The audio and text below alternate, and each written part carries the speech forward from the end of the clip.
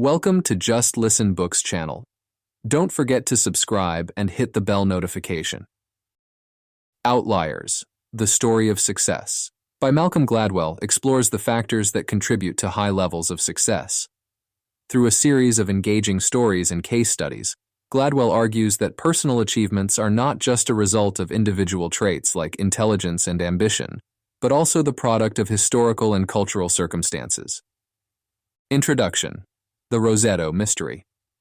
Gladwell introduces the concept of outliers with the story of Roseto, Pennsylvania, a town with unusually low rates of heart disease in the 1950s, which he attributes not to diet or genetics, but to the close-knit community structure. Chapter 1. The Matthew Effect. In this chapter, the author delves into how small initial advantages can snowball into significant differences in success over time. The title refers to a verse from the book of Matthew in the Bible, which suggests that the rich get richer and the poor get poorer. Gladwell uses the example of Canadian hockey players to illustrate this concept in a tangible way. He begins by analyzing the roster of a professional Canadian hockey team and notices a peculiar trend. A disproportionate number of players have birthdays in the early months of the year, January, February, and March. Upon further investigation, Gladwell finds this pattern repeats across junior and amateur levels of hockey. The reason, he discovers, lies in the eligibility cutoff date for youth hockey leagues in Canada, which is January 1st. This means that children born in the early months of the year are older and therefore likely bigger and more physically developed than their peers born later in the year when they start playing in the same age division. This age and maturity advantage leads to early selection for elite teams, which comes with better coaching, more practice time, and more competitive play. These opportunities, in turn, enhance the players' skills far more than they would have developed otherwise. As these players age, the initial age difference remains relatively constant, but the compounded advantage of early selection grows, making it more likely for them to succeed at higher levels of the sport. Gladwell argues that this initial advantage, rooted in an arbitrary cutoff date, illustrates a broader principle affecting various fields beyond sports. He suggests that timing, along with unrecognized opportunities provided by such timing, plays a crucial role in individual success stories. This concept challenges the traditional narrative of success being solely the result of personal talent and hard work. Instead, Gladwell posits that external factors, such as when and where one is born, can have a significant and often underappreciated impact on one's chances of success. By highlighting the Matthew effect, Gladwell sets the stage for the rest of Outliers, by emphasizing the importance of looking beyond individual traits to understand success. He encourages readers to consider how systemic and cultural factors contribute to personal achievements, suggesting a more nuanced and complex view of how outliers come to be. Chapter 2. The 10,000-Hour Rule. In this chapter, the author introduces a concept that has since become widely popularized: the idea that achieving true mastery in any field or skill requires roughly 10,000 hours of dedicated practice. Gladwell argues that this volume of practice, rather than innate talent alone, is a key factor behind extraordinary success. To illustrate this principle, Gladwell provides compelling examples. The Beatles. Before they became one of the most famous bands in the world, the Beatles performed in Hamburg, Germany, during the early 1960s. These stints in Hamburg were grueling, with the band playing for hours on end, night after night. This intense schedule amounted to over 10,000 hours of practice before they ever made it big. Gladwell suggests that this extensive live performance experience was crucial in honing their music skills, stage presence, and stamina, setting them apart from their contemporaries. Bill Gates. Gladwell recounts the story of Bill Gates, who had unique access to a computer at Lakeside School in the late 1960s, a time when such access was extraordinarily rare. Gates's passion for computing, combined with this rare opportunity, allowed him to start programming at a young age. He spent countless hours coding, far surpassing the 10,000-hour rule. This early and intensive engagement with computers provided Gates with the skills and knowledge to later co-found Microsoft and become one of the pivotal figures in the development of the personal computing industry. Through these examples, Gladwell argues that the opportunity for intensive practice is often a result of fortunate circumstances, such as the era or environment in which one grows up. He notes that these opportunities are not equally available to everyone, suggesting that the potential for developing extraordinary talent is as much about societal structures and individual opportunities as it is about personal dedication and hard work. The 10,000-hour rule chapter reinforces the book's overarching theme that success is not merely the result of individual effort and innate talent, but also significantly influenced by external factors, including cultural, temporal, and socioeconomic contexts. Gladwell's narrative encourages a re-evaluation of how we understand success and what contributes to it, emphasizing the role of practice, opportunity, and historical context. Chapter 3. The Trouble with Geniuses, Part 1. This chapter challenges the traditional belief that high intelligence equates to inevitable success. Gladwell introduces readers to Christopher Langan, a man with an IQ reported to be around 195, which is significantly higher than that of Albert Einstein. Despite Langan's exceptional intellectual capabilities, he did not achieve the level of professional or academic success that one might expect from someone with his extraordinary intelligence. Gladwell uses Langan's story to explore the complex relationship between intelligence and success. Langan grew up in a poor and unstable family environment, and despite his intellectual gifts, he faced numerous obstacles in his academic journey. He attended college but dropped out due to a combination of financial issues and bureaucratic challenges. Gladwell contrasts Langan's experience with that of more privileged individuals, who often have the support systems and social capital necessary to navigate such challenges effectively. The chapter delves into the concept of practical intelligence, which Gladwell defines as the ability to read social cues and navigate the social environment effectively. He argues that practical intelligence, which is not directly correlated with IQ, plays a crucial role in achieving success. Individuals need practical intelligence to leverage their intellectual abilities, as it helps them to secure and capitalize on opportunities that arise. Gladwell suggests that success is not merely a function of individual excellence, such as a high IQ, but also significantly influenced by external factors such as family background, cultural context, and the presence of supportive networks. These factors can either amplify or diminish the potential for individuals with high intellectual capabilities to achieve success. Through the story of Chris Langan and the exploration of practical intelligence, The Trouble with Geniuses, Part 1, challenges readers to reconsider the factors that contribute to success. It emphasizes the importance of environmental and contextual influences, highlighting that intelligence alone is not a guaranteed pathway to success. The chapter sets the stage for the following chapter, The Trouble with Geniuses, Part 2, where Gladwell continues to explore the limitations of IQ as a sole predictor of success. Chapter 4. The Trouble with Geniuses, Part 2. In this chapter, the author continues to dismantle the notion that high IQ is the sole determinant of success. He introduces the story of J. Robert Oppenheimer, the theoretical physicist who played a leading role in the development of the atomic bomb during World War II. Unlike Chris Langan, who struggled to capitalize on his intellectual gifts, Oppenheimer's story demonstrates how social savvy, creativity, leadership, and emotional intelligence can significantly impact one's ability to achieve success.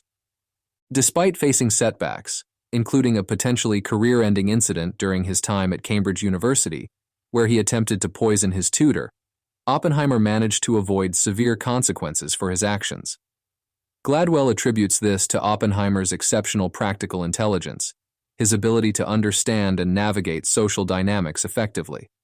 This skill enabled him to charm and persuade people in positions of power, turning potentially career-ending situations into mere bumps in the road.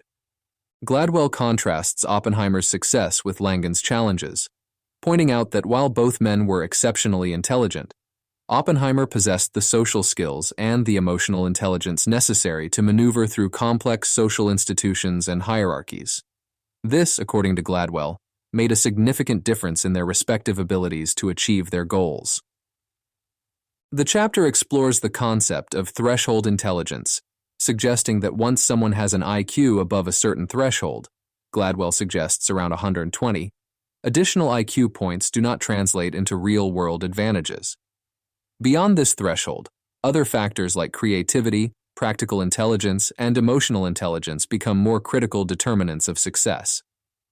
Gladwell also discusses the Terman study, which followed a group of intellectually gifted children for decades.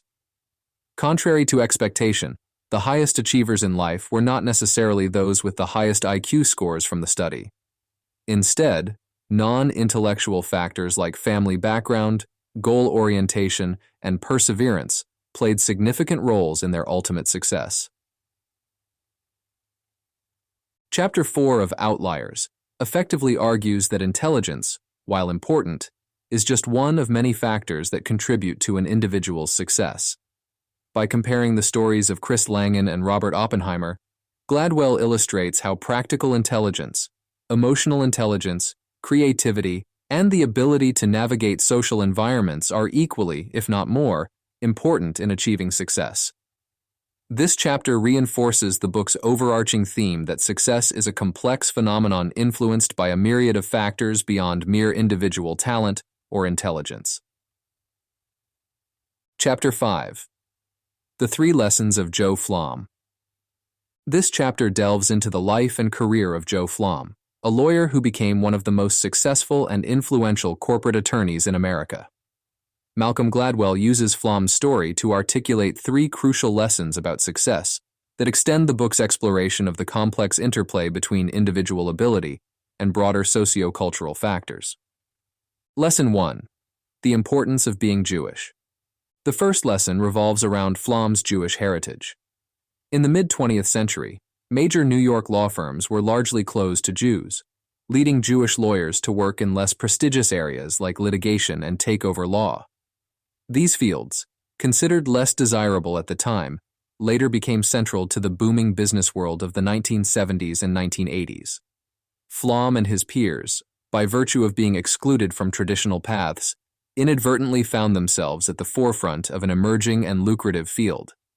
This lesson underscores how cultural and ethnic identity, often seen as a barrier, can become a significant advantage under the right circumstances. Lesson 2. Demographic luck. The second lesson concerns the impact of demographic luck. Gladwell examines the birth dates of the most successful lawyers of Flom's generation and notes they were born in the 1930s, during the Great Depression. This timing meant they entered the job market when there were fewer births and, consequently, less competition for jobs. This demographic trough, according to Gladwell, significantly facilitated their rise in the legal profession. The lesson here is that success can depend heavily on the demographic and economic context into which one is born. Lesson 3. The garment industry and meaningful work. The third lesson draws from the history of the garment industry in New York City, where many Jewish immigrants, including Flom's parents, worked. This industry was characterized by a high degree of autonomy for workers and an entrepreneurial spirit, where people could move from being workers to owners of their own small businesses.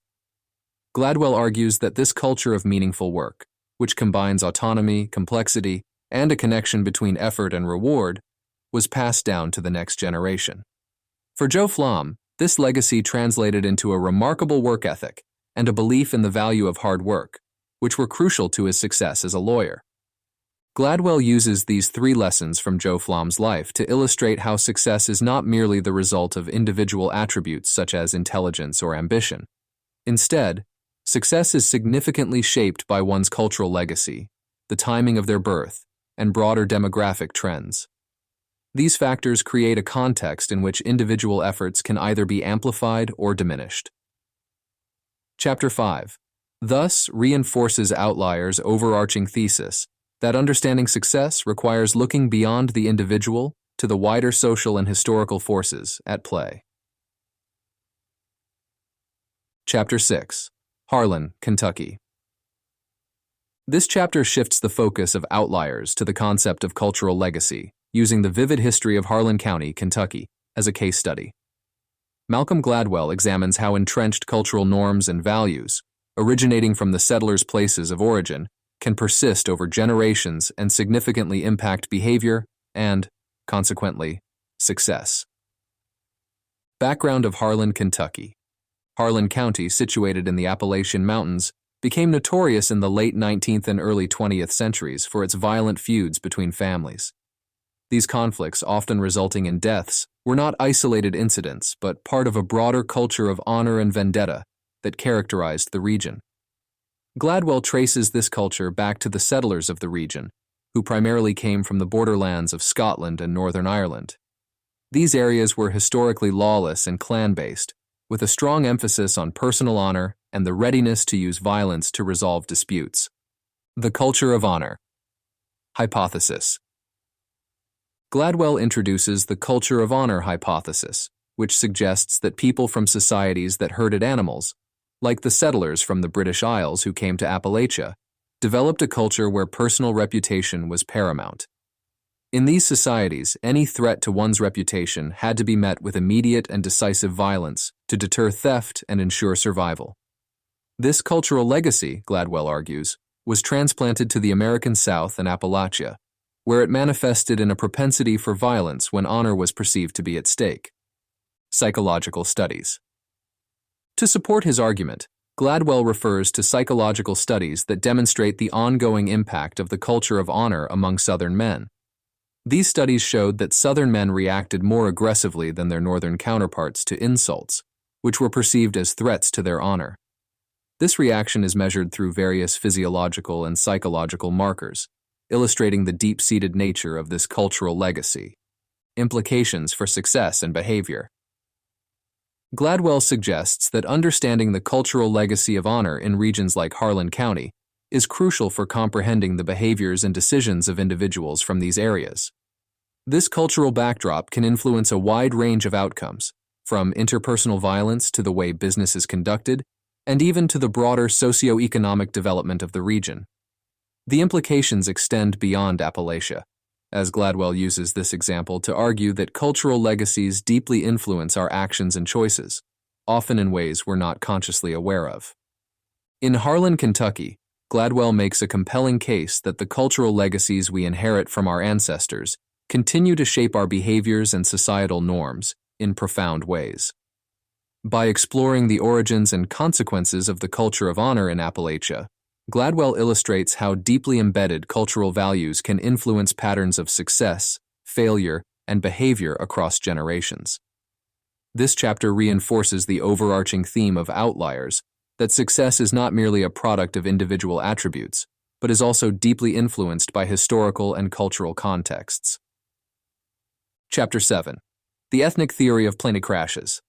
This chapter is a pivotal section in Outliers, where Malcolm Gladwell explores the profound impact of cultural legacies on safety in aviation. Gladwell introduces the concept of power distance, a term from the field of cross-cultural psychology that measures how much a particular culture values and enforces the differences between power levels among individuals. Gladwell uses several case studies of plane crashes to illustrate how power distance influenced critical miscommunications and failures in cockpit management. In high-power distance cultures, co-pilots and crew members may be hesitant to directly challenge or correct a captain's mistake, leading to a dangerous deference even in the face of clear evidence of error. Gladwell contrasts this with lower-power distance cultures, where there is more openness and communication between crew members, and questioning authority in the interest of safety is encouraged. Colombian Avianca, Flight 52. One of the crashes Gladwell examines in detail is the 1990 crash of Avianca Flight 52 from Colombia. Communication issues between the cockpit and air traffic control, compounded by cultural attitudes towards authority and communication, played a significant role in the tragedy. The crew failed to communicate the urgency of their fuel situation in a way that air traffic control could understand and act upon until it was too late. Korean Air and cultural change. Gladwell also discusses the transformation of Korean Air, which had a spate of accidents in the 1990s.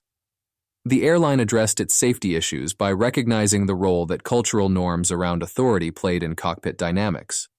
By explicitly changing communication protocols, emphasizing English language proficiency, to put all pilots on a more equal cultural footing, and adopting more egalitarian cockpit practices from lower power distance cultures. Korean Air dramatically improved its safety record. Mitigating power distance. The chapter delves into how the aviation industry has worked to mitigate the effects of power distance through crew resource management, CRM training, designed to improve communication, leadership, and decision-making in the cockpit.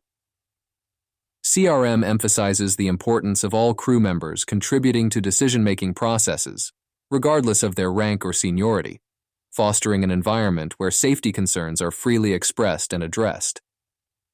The ethnic theory of plane crashes extends the discussion of cultural legacy into the realm of safety and organizational behavior, showing how deeply ingrained cultural attitudes can have life or death consequences.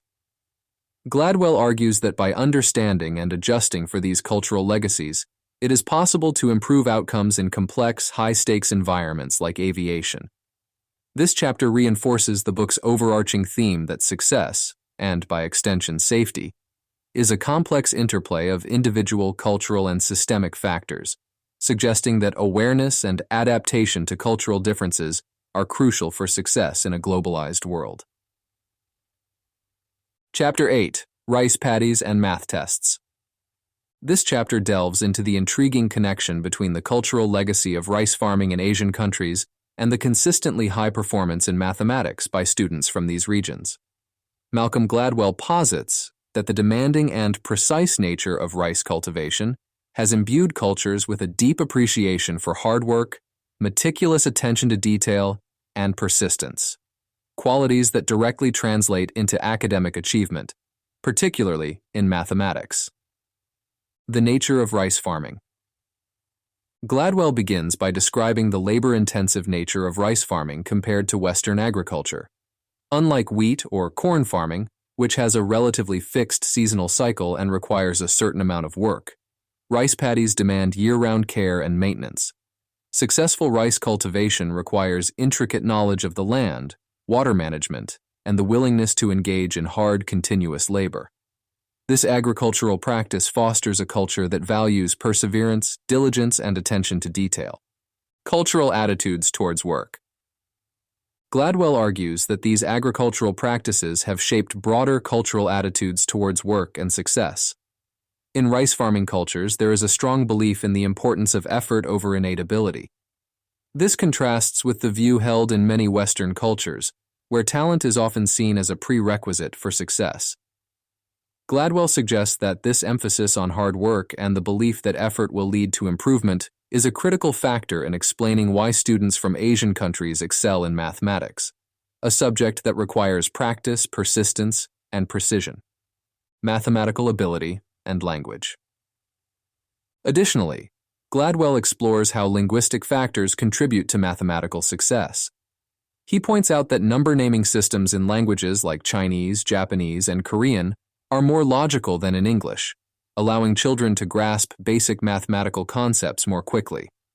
For example, the number 11 is spoken in Asian languages in a way that translates to 10-1, making the base 10 system intuitive. This linguistic clarity, combined with a cultural legacy that values hard work and precision, makes learning math easier and more natural for children in these cultures. The role of persistence.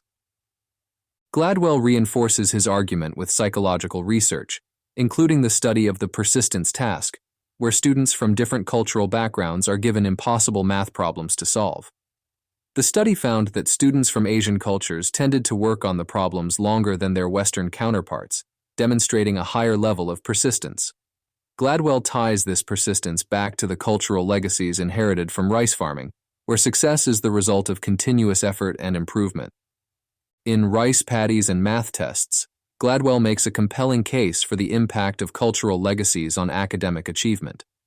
He argues that the laborious nature of rice farming and the cultural values it instills, combined with the logical structure of Asian languages, significantly contribute to the mathematical prowess of students from these cultures. This chapter underscores the overarching theme of Outliers, that success is multifaceted and deeply influenced by historical and cultural contexts, extending beyond individual talent or effort. Chapter 9. Merita's Bargain. This chapter focuses on the Knowledge is Power program, KIPP Academy in the South Bronx, New York, to explore how educational models can significantly impact students from socioeconomically disadvantaged backgrounds.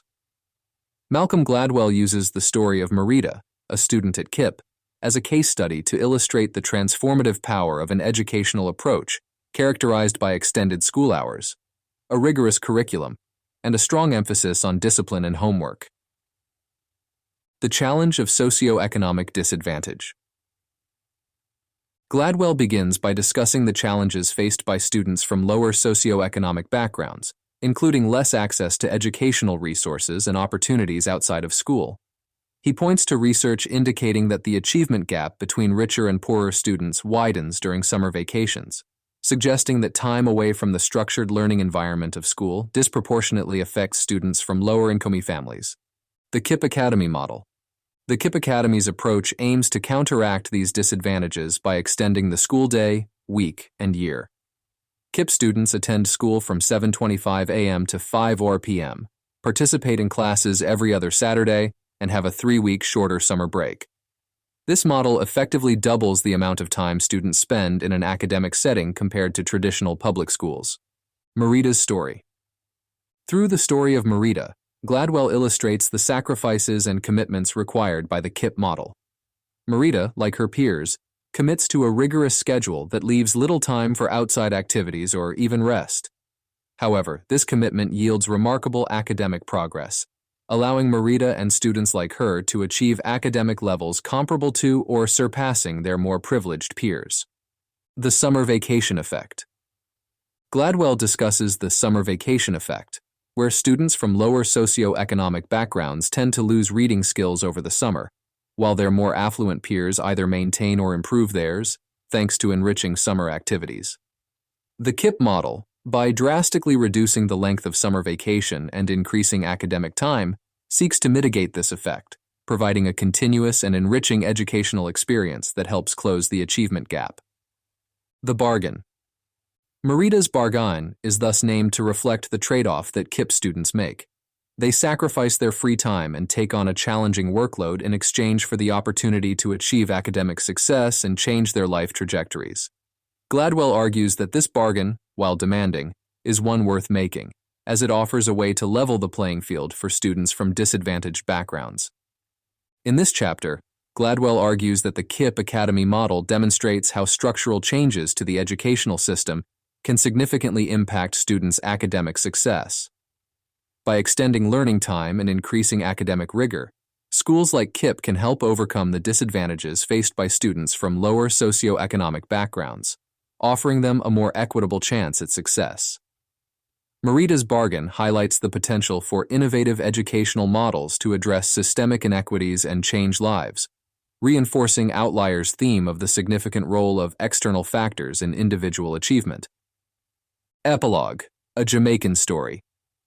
In the epilogue, Malcolm Gladwell offers a deeply personal account of his own family's history, focusing on his mother's journey from Jamaica to England and then to Canada. Through this narrative, Gladwell aims to encapsulate the overarching themes of Outliers, the profound impact of cultural legacy, the critical role of timing, and the transformative power of unforeseen opportunities in shaping individual success. Gladwell's maternal lineage. Gladwell begins by tracing his maternal lineage back to his grandmother, Daisy Nation, a black woman living in rural Jamaica. Daisy's life took an unexpected turn when she met and formed a relationship with a wealthy white plantation owner, significantly altering her and her descendants' life trajectories. This relationship provided her children, including Gladwell's mother Joyce, with opportunities that were otherwise unavailable to most black Jamaicans at the time, such as a higher level of education. Joyce's journey. Joyce Nation, Gladwell's mother, capitalized on these opportunities, eventually earning a scholarship to attend university in London. This move was pivotal, marking the beginning of her journey from Jamaica to England and ultimately to Canada. Gladwell highlights how a combination of personal determination and external opportunities facilitated his mother's success. In England, Joyce faced and overcame various challenges, including racial discrimination, while pursuing her education. The role of cultural legacy and timing. Gladwell reflects on how the cultural legacy of his family, characterized by resilience and a strong value placed on education, combined with the timing of historical events, such as the availability of scholarships for Commonwealth citizens to study in the UK, created a unique set of opportunities for his mother.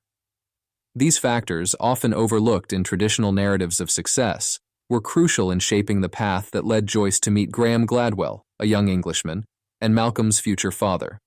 Unforeseen opportunities. The story of Gladwell's family illustrates the significance of unforeseen opportunities in shaping lives. His mother's journey from Jamaica to Canada, where Malcolm was born and raised, underscores how individual achievements are often the result of a complex interplay between personal attributes and the broader socio-historical context.